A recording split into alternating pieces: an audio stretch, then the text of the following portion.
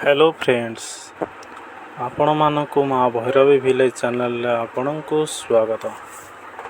शास्त्र अनुसार माँ वृंदावती को बहुत पवित्र व शुभ बोली माना जाए। तुलसी गछ को माँ लक्ष्मी का रूप बोली माना जाए। तुलसी गछर पत्र प्रभु जगन्नाथ भगवान को बहुत प्रिय होता है।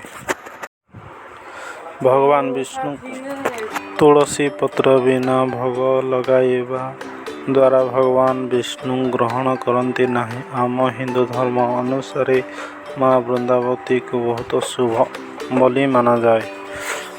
आज आम आपण मानकु कहवाकू जाऊँ जे तुलसी गछ पाखरे यहाकू रख नहीं। यही जिनिस रखिबा द्वारा आपणक घर को दारिद्र्य आसी जाइए। तुलसी गछ पाखरे पिंधिथिबा लुगा वा वस्त्र सुखेइबा उचित नुह।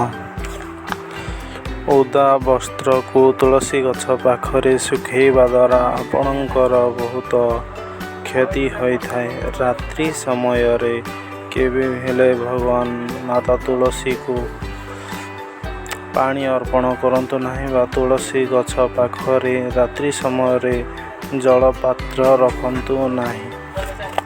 रात्रि समय रे तुलसी गछ को जल अर्पण करिबा शास्त्र अनुचित।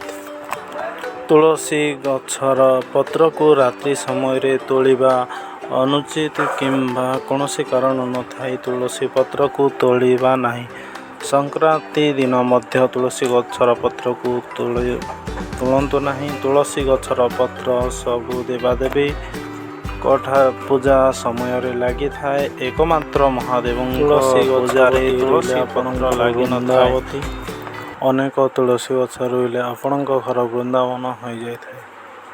आपणक नकारात्मक शक्ति ऊर्जा कटि जाए। आ तुलसी गछ पाखरे केबे हेले जोता चपल न रखतु नहीं। जोता चपल रखिले नकारात्मक शक्ति बढ़ी